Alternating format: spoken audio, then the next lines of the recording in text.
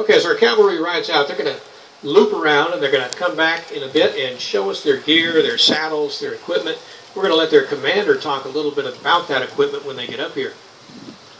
Cavalry had several roles during the Civil War.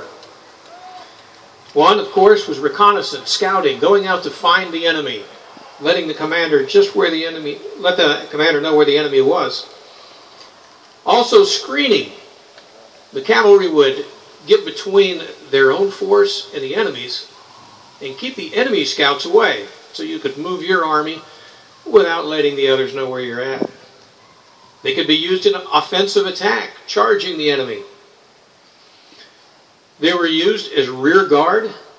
If the fortunes of the day went against them, as the army retreated, they would keep the advancing army at arm's length. They could be used for harassing a retreating enemy. It's an old military axiom that says that the best opportunity to destroy an enemy is when they are in retreat, and the cavalry could instill panic into the enemy as they retreated. They could be used for raiding, which happened quite often in this area, West Tennessee and North Mississippi. And unfortunately, during the first half of the Civil War, Union commanders just didn't know how to properly utilize their cavalry. Very rarely was the cavalry massed together. They were used as messengers and bodyguards.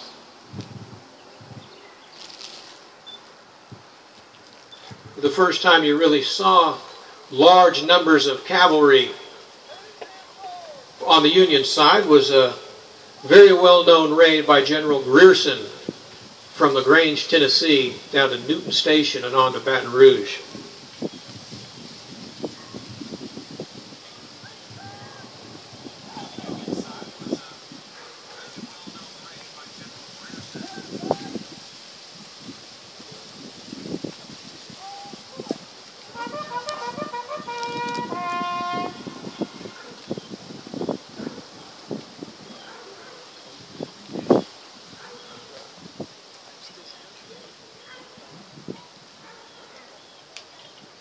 As the cavalry would approach the enemy, would frequently dismount and move forward as skirmishers.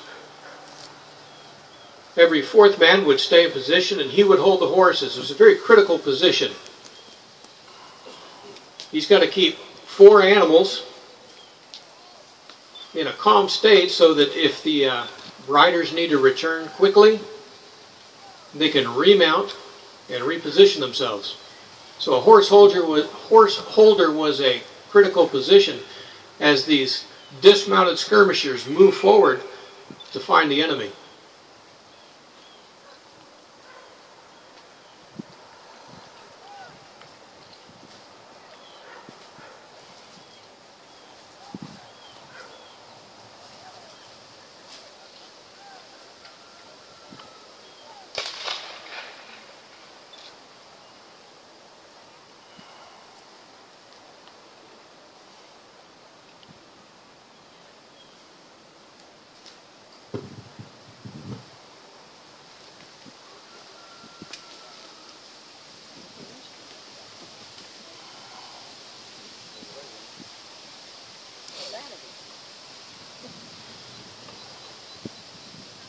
Quite often in battle, including the Battle of Corinth, it was the Union cavalry that began the fight, all the way out near Shawali.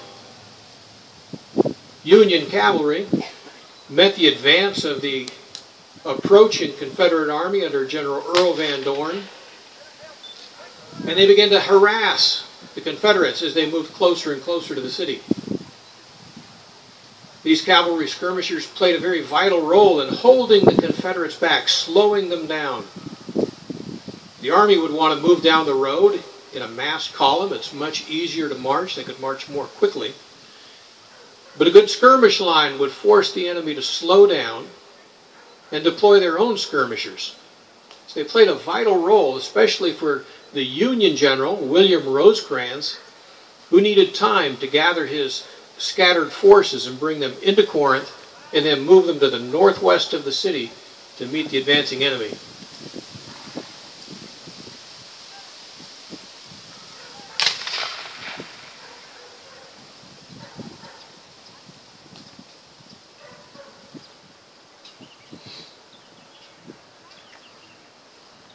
Against a large force, the Confederate skirmishers did not stand a chance of holding that army back. But as you can see, they are falling back slowly, continuing to fire, and slowing the advance of the enemy.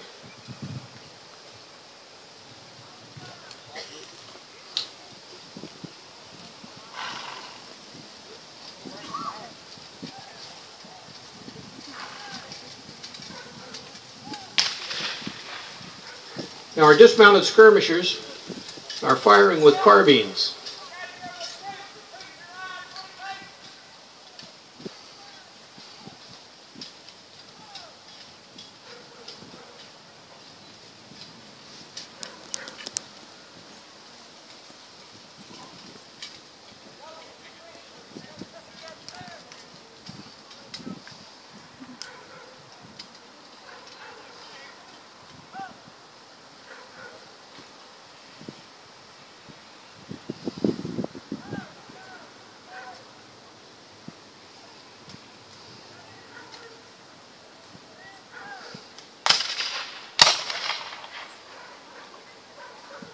Depending on the number of skirmishers available, the officer in command would usually space them about 5 paces apart. If they had a large force to use as skirmishers, the front could extend several hundred yards. They're saying they're fighting with carbines today. This is the lighter cousin of the larger infantry musket. These are breech-loading weapons.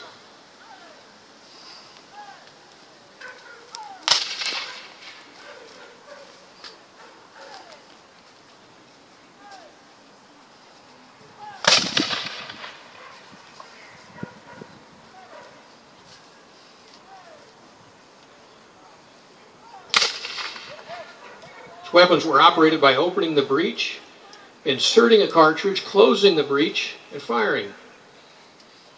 Much easier than the muzzle-loading weapons that the infantry uses. You're going to see those large infantry weapons a little later today, and it's hard to imagine a cavalryman trying to load one of the large muzzle-loading weapons, let alone try and fight with a bayonet while on horseback. So cavalry use different tactics and different weapons.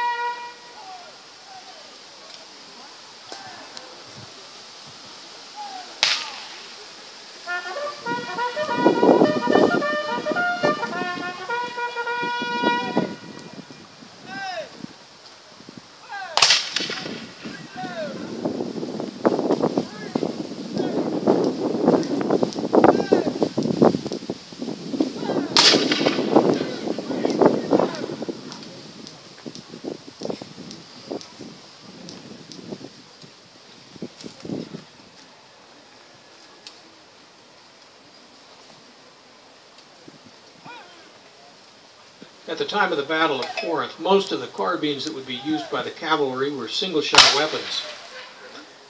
Different types such as the Sharps, the Star, the Burnside, or the Maynard carbine. They ranged in caliber from 44 up to 52.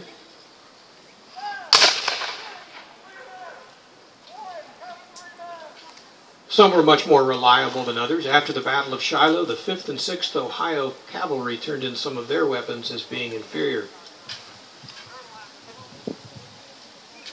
There was a very good weapon that was available,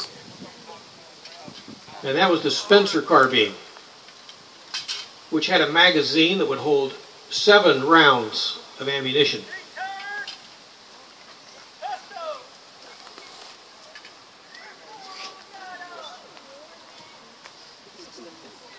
That particular carbine, Confederates called it that Yankee gun that you load on Sunday and fire all week. A good cavalryman could fire all 7 shots in less than 30 seconds. But that was the problem with that weapon. The chief of ordnance for the Union Army, James Ripley, he held back the purchase of these very powerful weapons because he felt that the soldiers would shoot away their ammunition too quickly.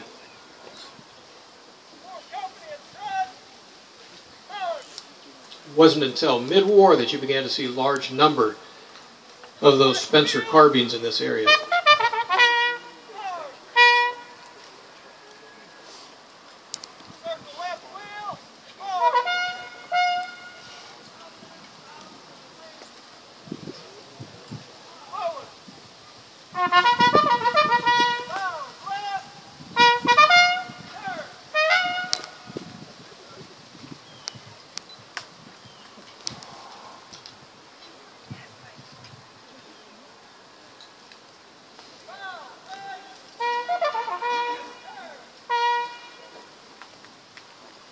As you can note, the bugler was instrumental in the moving of the troops.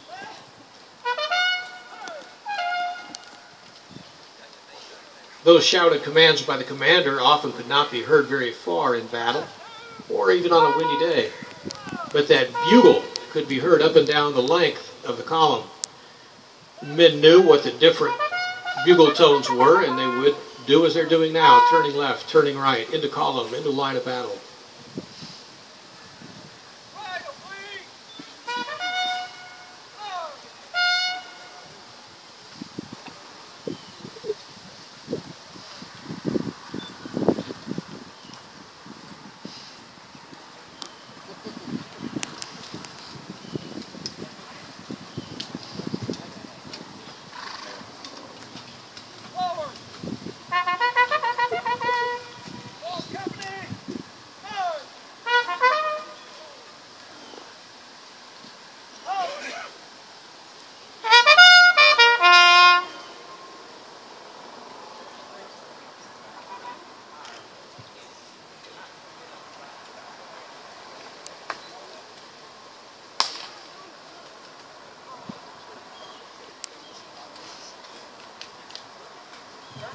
By the right and left flank. By the right and left flank. Hard.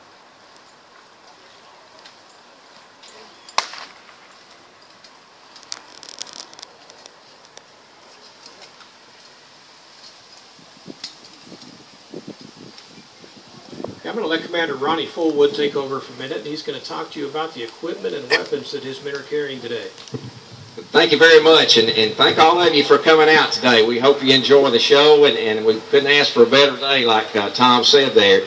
But as he said, we're Tennessee Cavalry, Company D. We normally portray Confederate, and I've asked all these folks around here, don't take any pictures with me in Yankee uniform. But anyway, we're just proud to be here having a good time, and we're kind of slim in numbers today. Most of these guys were at Stones River National Park this past weekend, and so we don't have that many folks here, but we're glad to be here, glad to do a demonstration for you. We're going to talk a little bit about, I'm going to let each individual kind of go by and talk a little bit about the saddles and the weapons that they would have carried with them in the Civil War on the Union side. We're kind of limited when we do the Confederate interpretation. We've got a lot of different saddles, a lot of different weapons that we show. But today I'm going to let each individual kind of come by. We'll talk to you a little bit about the weapons. We've got a kind of a special treat today. I got my bugler down there on the end, and he's going to kind of give you some of the bugle calls. And you heard him going out there a little bit today. You can imagine in the heat of battle, when everything is so loud, you can't hear anything. So the bugler would sit beside me, and I'd give a command, and he'd do the bugle, and then the men could hear that. Otherwise, they can't hear anything out there. So a bugle was very important on the battlefield, and we're glad to have Trooper Haynes with us today. Okay, at this time, I'm going to turn it over to Lieutenant Helton, and he can bring a trooper at a time by. We'll talk about our weapons and our saddles. Lieutenant Helton, you go first.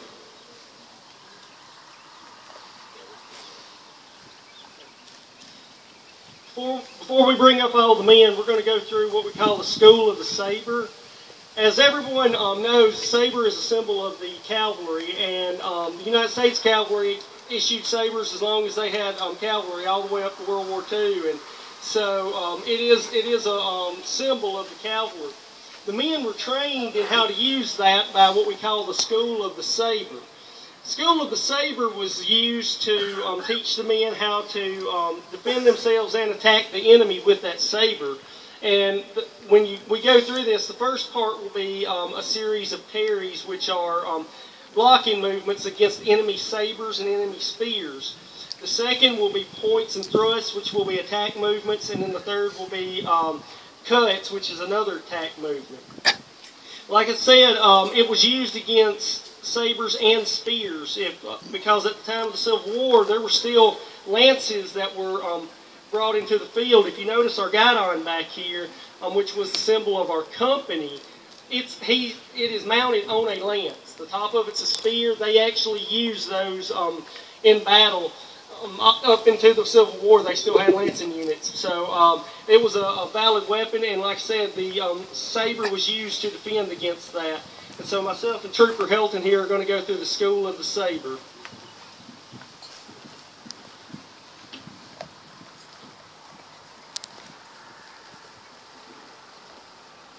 Draw! Sabers! Present! Arm!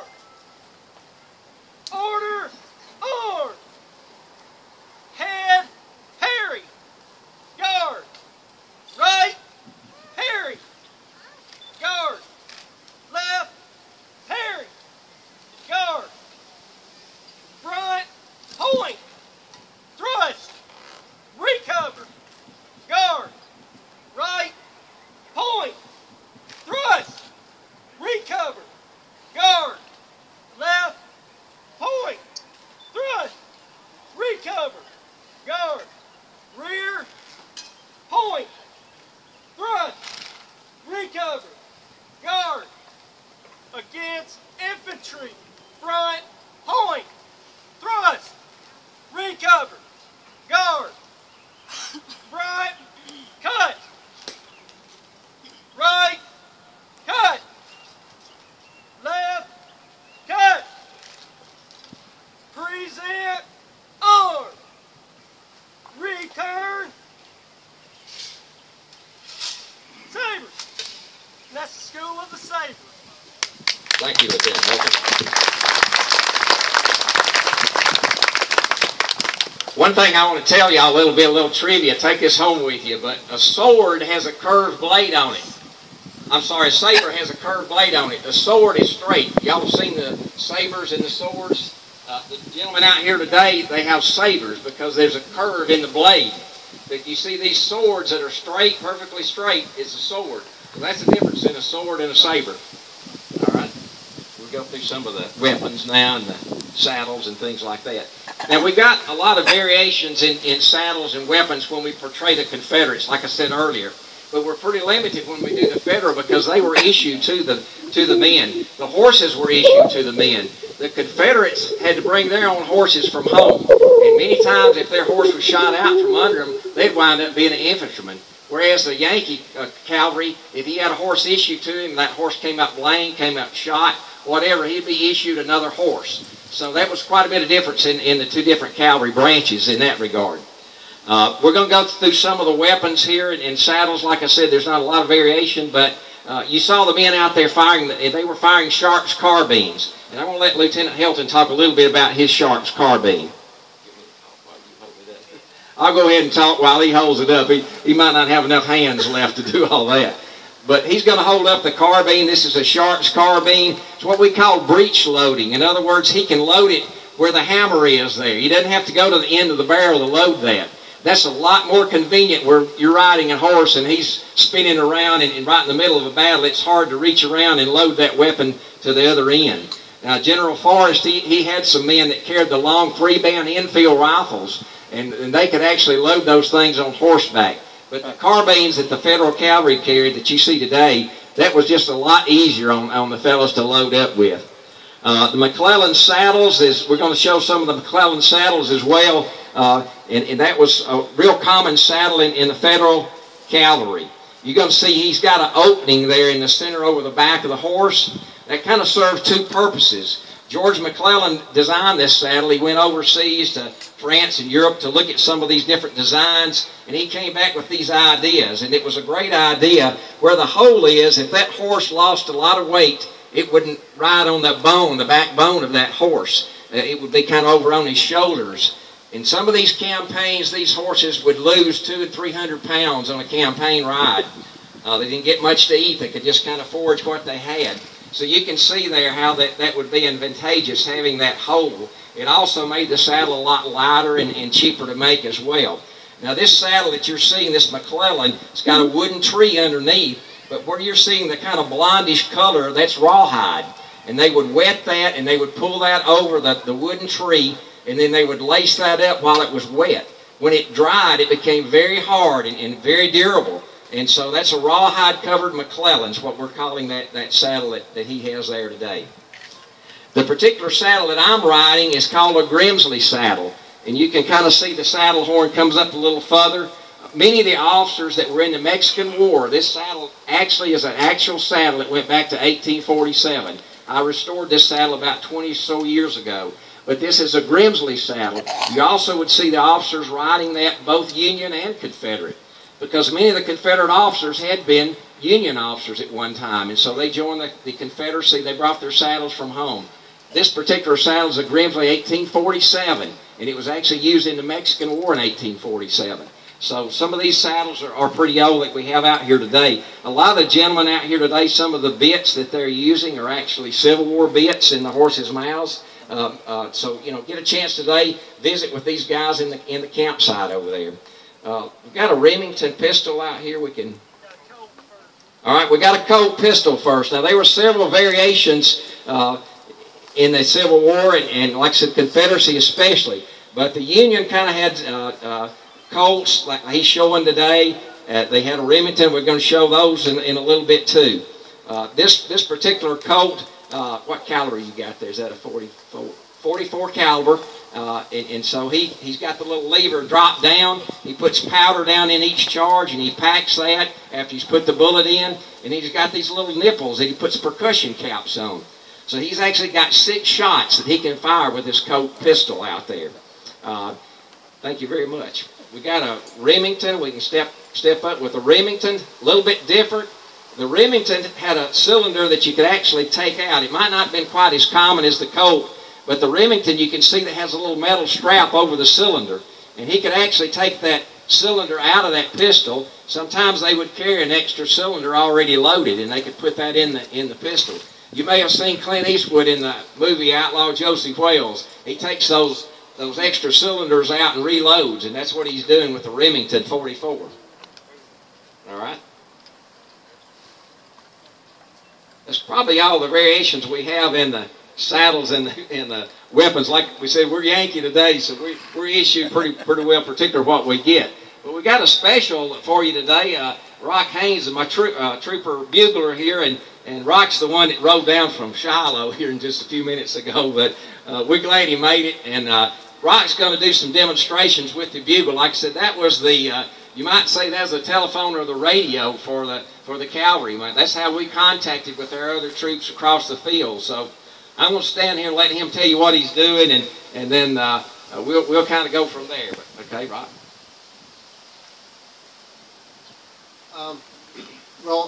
Besides the bugle being used by the cavalry, that was the most practical instrument to use when you're on a horse. But the infantry also used fifers and drummers, so that the fife was shrill enough you could hear it over the din of battle. And same thing, the drums were low enough pitch you could hear it too. So the bugle was also used by infantry and artillery too. So the types of bugles used varied a lot in the Civil War because they were running out of equipment on both sides, so they would use whatever they could get. Now this particular one, it's called a Clarion d'Ordnance. It's a French bugle. They were using these back in the 1840s. The American Army, the Federal Army before the Civil War, was pretty standardized on these. But this one's in B flat, like a regular trumpet today. But you can only play about 7 notes on it. So it's, you think, wow, you can't play very many tunes, but it's surprising how much you can play on this thing. We found in doing the reenacting, when I'm playing these bugle calls, and it kind of warns the horses that we're going to do something. If you're on a road and you're just going along for miles, the horses kind of get on an autopilot and they kind of zone out and they're not paying attention. They're just kind of following the one in front and just walking. And once you get a certain pace established, well, when I hit that bugle call, they kind of perk up and look around. They know something's going to happen. Actually, that helps us with getting these horses to move quicker when we need to get them moving. Typically in a cavalry unit, you'd have the typical numbering. You'd have a regiment of 1,000 men, 10 companies of 100 men, federal army usually, but you'd have 2 buglers in each company, and then you would have at least 3 buglers with the regimental commander, and then you'd have like a chief of buglers who would, I think he would wear sergeant stripes, but anyway, he was in charge of all the buglers. That way they could relay the calls, because if you had a column of 1,000 men, 4 men wide, it's a long distance to the back of the column, so the buglers would echo the bugle calls as they went back through the column if there was some commander. Another thing they would do with the bugles, so you could tell the difference between one company and another, is they would use different keyed bugles, where some sounded higher, some sounded lower than others. They would even add what they called a pigtail. It was a little piece of tubing on the end of the lead pipe that looked like a pig's tail. It kind of looped around so it didn't make it too long, and that would make the horn sound lower. So I'm going to play a few calls. We did field calls, which I was doing out there, but there were also a lot of camp calls being done for anything in the camp. I mean, to get up in the morning, to line up for morning roll call, sick call, when to eat, when to feed the horses, when to water the horses, just about everything. Now, most of you are familiar with reveille. Well, today, the reveille we use today is really the infantry one. I'll play the cavalry one. It's quite a bit different.